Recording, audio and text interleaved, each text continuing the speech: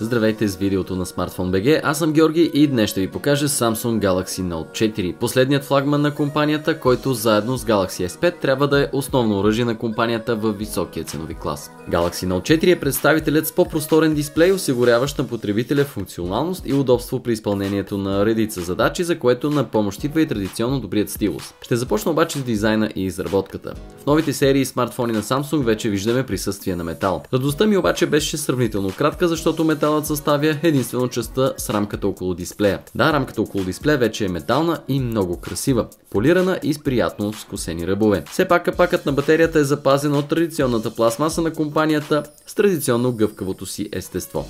Разбира се, тази гъвкавост не бива да ни подлъгва, защото често пъти този тип пластмаса се деформира и наранява много по-трудно от металните повърхности при изпускане, да кажем. Текстурата на гърба отново е запазена, но като че ли тази в предишния вариант си остава мой фаворит, макар и много сходни една до друга. Смартфонът запазва формите, познати до момента, като дисплеят вече е не 5,5, а 5,7 инча, с което се доближава максимално до 6-инчовите фаблети, но все пак остава под тази общо взето психологическа граница. Въпреки това обаче ми се струва, че смартфонът можеше да бъде и малко по-компактен, като бъде намалена рамката около дисплея, да кажем, но като цяло имаме немалко хардуер в устройството, така че може би до някъде това е разбираемо. Освен в бяло и черно, Samsung предлагат устройството и в бледо-розово и в леко бронзов оттенък на корпуса, но за момента черните и бели модели се очакват като по-масови на нашия пазар. За останалото ще почакаме и ще видим. Дисплеят вече е подсилен най-вече от към резолюция, а пикселите, които ще открием в него, се равняват на 2К резолюцията от 2560 по 1440 пиксела.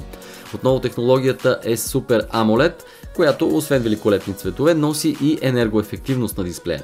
Така че качествата на дисплея са запазени, като вече и гъстотата на пикселите е увеличена. Допълнително те биват защитени от Corning Gorilla Glass 3 стъкло.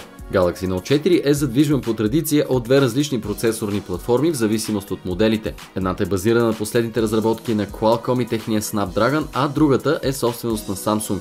Платформата Exynos, която също е базирана на Cortex A7 и A15 ядрата. На практика тя работи с два комплекта от по 4 ядра, които работят по различно време в зависимост от натоварването на системата. Така се постига максимална енергоефективност и производителност. Енергоефективността се допълва и от Super Saving режима, който видяхме анонсиран още при Galaxy S5, превръщащ дисплея в черно-бял, за да се възползваме максимално от OLED пикселите и тяхната енергоефективност. Тестваният от мен модел не показа никакви проблеми с производителността, както при ежедневни задачи, така и при 3D натоварване. За това допринасят и 3 ГБ оперативна памет, разбира се.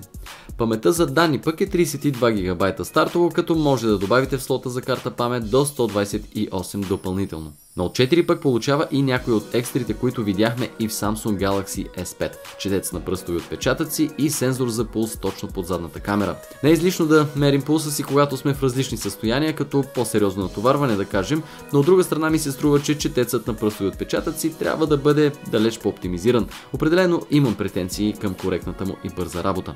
И двете камери вече са подобрени, като предната поддържа и широк ъгъл за правене на селфи. Задната камера вече е увеличена до 16 мегапиксела, като тя записва 4К видео, разбира се. Самата камера има чудесни, интересни софтуерни функции, които можете да използвате при личен HDR, както и някои други опции за фокусиране на бекграунда или пък обекта, който е на преден план.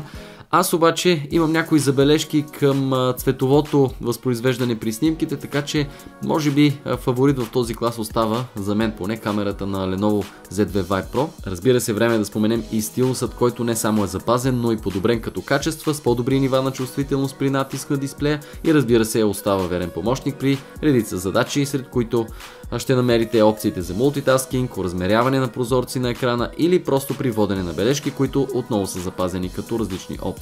Приятно впечатление прави сигнализацията от телефона, когато стилусът е изваден, а вие се запътите на някъде без него. Note 4 ще ви извести и ще напомни, че забравяте нещо важно, което не си е на мястото в момента. Софтуерът KitKat 4.4.4.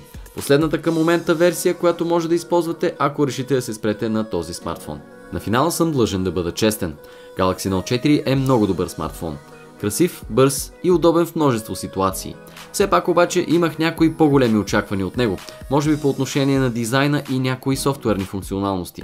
Разбира се, това е моя лична претенция, но все си мисля, че срещу високия клас и цена на този смартфон можеше да получим нещо още малко в добавка.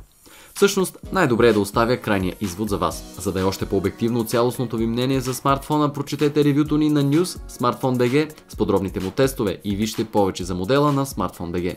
Чао и до нови срещи!